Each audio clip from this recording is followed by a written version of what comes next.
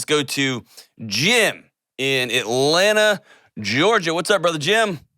Hi, Dr. John. How are you? I'm good, man. How are you? I'm doing great. Thanks for taking my call. What's up? Oh, yeah, hold on. You got it.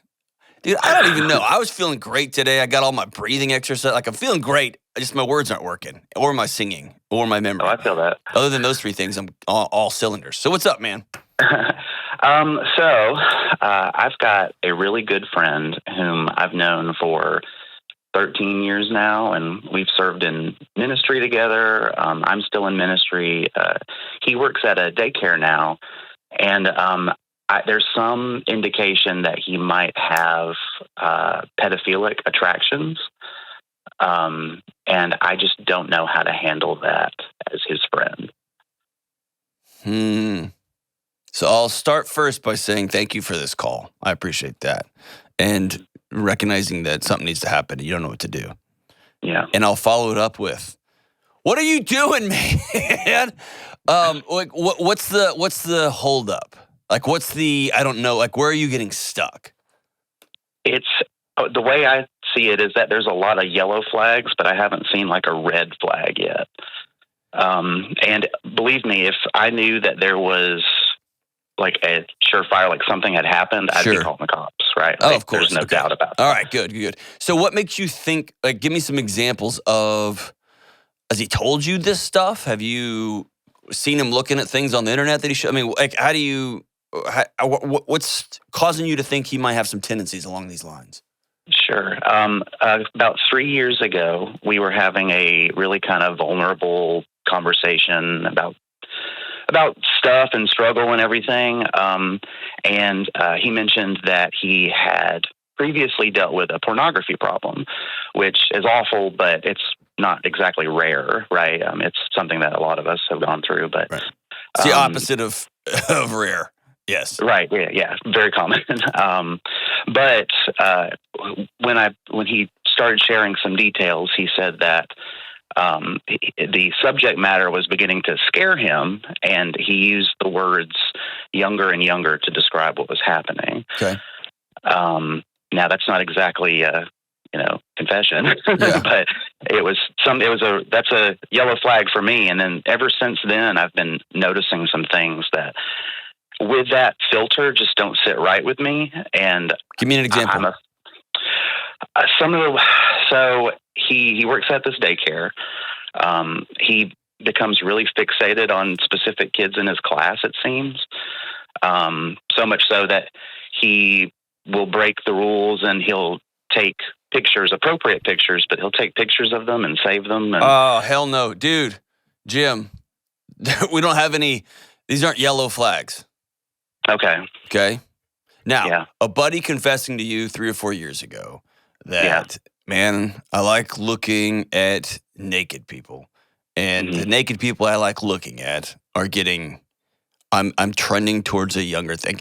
That's a vulnerable moment. That's somebody being honest with you. That in and of itself doesn't indicate anything. Right. But as you said, now you've got that lens on. You're wearing a pair of glasses that he handed you, right?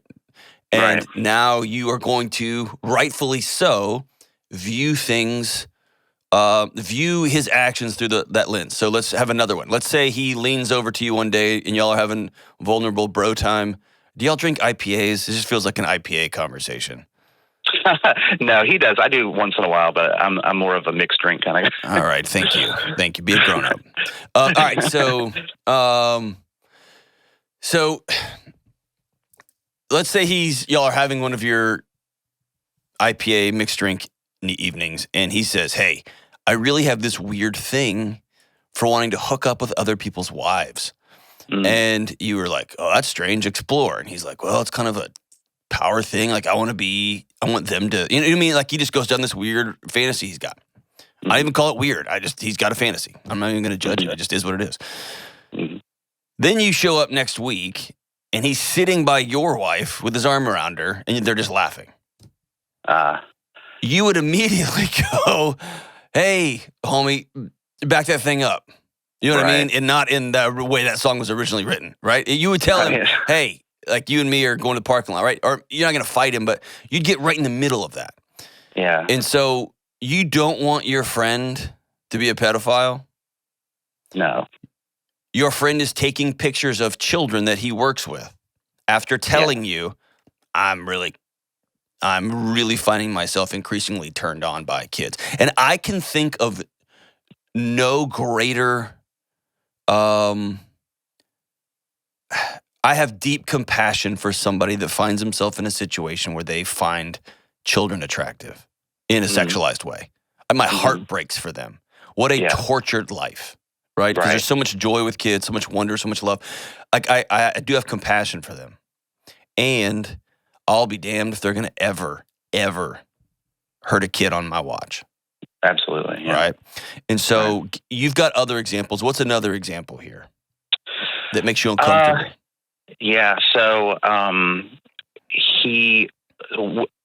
he and I are in kind of like a friend circle, and his siblings are a part of that as well. And they have kids. Sometimes just the way that he interacts with their one of their daughters just makes me feel just uneasy. Certain kind of lap sittings and hugs and kisses type thing and I'm having a hard time discerning whether or not, like, am I feeling weird about this because of that filter, or is this actually pretty normal? And there's all of that stuff that I'm just like, I don't know. And then there's part of the story is that he confessed to someone else some of this. It's all kind of vague.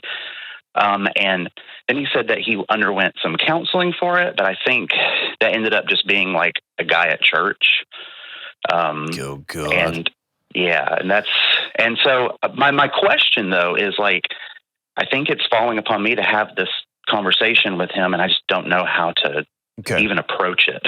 All right. So, there's a great, I saw it on the interwebs. It really brought joy to my heart. I think we talked about it on the show, Kelly. I think you're the one who sent it to me. But it was a dad posted, he was walking out of a store and he was holding his daughter and I don't remember, it was like TJ Maxx or something.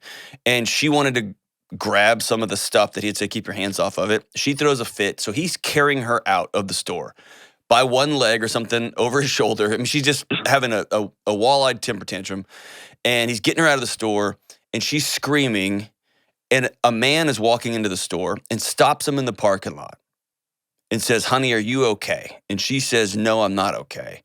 And my daddy's hurting me or whatever. And finally the dad explains it. The dad went on to post on the internets, thank you to this man for seeing something that he thought didn't sit right with him and calling it out. I'd rather err on the side of, hey, young lady, is this man hurting you, than not say anything, see something weird, right? So anytime it comes to kids, this is my personal rules, my wife's personal, anytime I see something unsavory with kids, I'm going to err on the side of saying something. Every time, 100% of the time.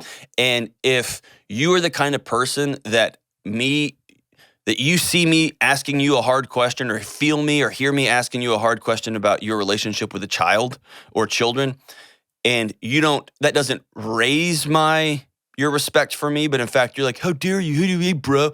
Then dude, I want nothing to do. I don't have time for you in my life. Okay, right? yeah. So that's the lens with which I look in the world. Okay, that's the way how I operate. Now, I'm not better than anybody else. I'm not like trying to lionize. I just have a thing about people hurting kids. Absolutely. You know what I mean? So I would call your friend and y'all set up a time, just you two, no embarrassment, no anything. And I would be very, very direct. And I would also put a cap on it. And so here's what I mean by that. A few years ago, brother, you told me you were struggling with X, Y, and Z. It's also, I've heard through somebody that you confided in somebody else, you got counseling for this stuff. Fine. I'm super uncomfortable with the way you interact with your nieces and nephews, especially your nieces, the way they sit on your lap, the way there's something that feels sexualized about that. Dude, what are you talking about? I would never stop. I'm talking, and you can respond when I'm done. When I found out you were taking photos of kids in your daycare center, that's enough. It's over. Yeah. You're going to resign from this position here, and you and I are going to go sit. You're going to fess up and let me know where you are. And if there, you know what? I think you let him know. I am going to have to contact the authorities on this. I'm willing to lose the friendship over protecting these kids, but I don't feel like they're safe. Yeah. And I think my initial thought is, since you're not looking at a smoking gun here, is to say you resigned from this job today. But my fear is he goes, all right, you're right. And then he's confirmed it. And then you need to get the police involved, right? Right, yeah. Or he's like, no way, dude, what are you talking about? And you're in the same boat. I think you let him know, hey, this is coming. I have reported this, and you're going to have to resign. And if I'm wrong, I'm sorry. But what I'm seeing with these kids, I just can't accept. Yeah. Okay? And man, he goes through an investigation. He's found there's nothing on his computers. There's nothing on his phones. There's nothing at home, nothing like that. Then he's vindicated, you're vindicated. And I think you be honest with him and say, I understand that you might feel like this is a violation of our friendship. You might feel like X, Y, but I'm protecting these kids and I'm protecting you. And here's the thing. This is you handling a problem that you didn't start. And so I don't want you to feel like, not if, but when this thing goes sideways, which it will, you know what I mean? And if y'all have a friend group, then his brothers and sisters are going to be like, I can't believe you accused him. All that stuff. And let's be honest, if it's true, they know. Right. They know. They've been uncomfortable or seen some things, or you know what I mean? Absolutely. But it's just not worth the risk for those kids. And dude, the smoking gun for me is taking pictures of kids at a daycare.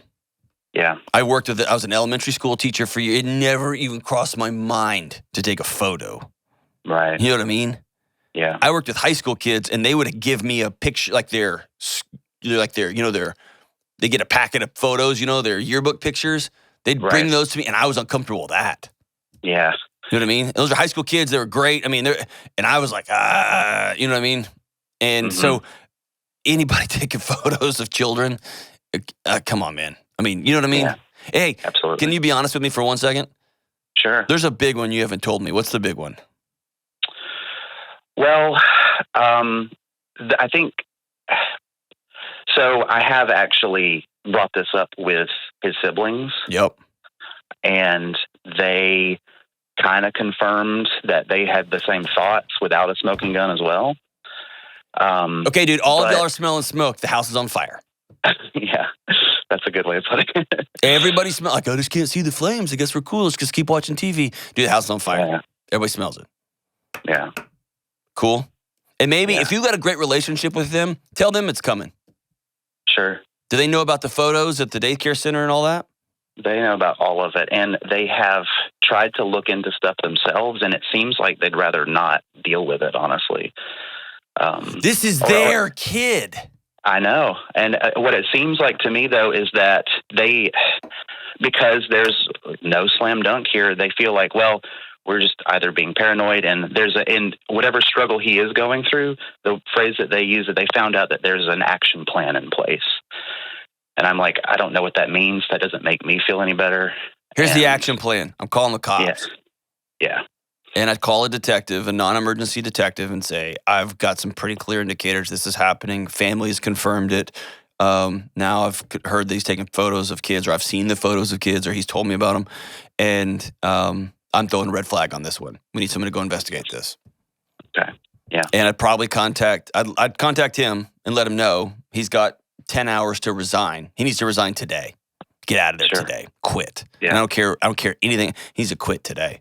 And here's the thing. He may go take his life. That's another thing I'm really afraid of. He might. I need you to hear me say, that's not on you. The fear, and no, it's easier to say, right? It's easy to just throw that out there. And you're like, okay, cool. Well, cool. Right. I know it's harder than that. But you can't control what happens next. What you can control is right now, in the now. Right. And that is, I'm stepping up because no other adult in this unbelievable situation. Like, I can feel my blood pressure going up right now. I even did my little fancy breathing techniques this morning before I got on the air, and I'm still feeling them rise. Like, somebody's got to step in. Should be this kid's parents. I mean, the parents of. You imagine just seeing you have kids. I don't know. Okay, I've got a 6-year-old little girl. Yeah. Dude, if I'm just imagining her sitting on some man's lap and getting that feeling like, nope. You know what I mean? Yeah. Anyway, we could talk about this all day, man. I don't want to belabor the point. Today. And I don't know what you have on your docket today. It's canceled. Cancel it, man. Call them and say, dude, I cannot go another day. I'm stepping in the middle of this on behalf of these kids. And if I'm wrong, so be it. I'll find some other friends to have mixed drinks with, and that's one less IPA drinker you have to hang out with. How about that? That's the silver lining here, Jim. Hopefully his brothers and sisters will stand up and say, thank God that we didn't have the courage to do it. Or what's going to happen is they're going to find his laptop, and everybody's going to be vomiting. And rightfully so, because they should have stepped up a long time ago. Today's the day, my brother. Sorry you're in the middle of this, but I'm grateful that you're in the middle of this because somebody's got to do something about it, and you're the guy.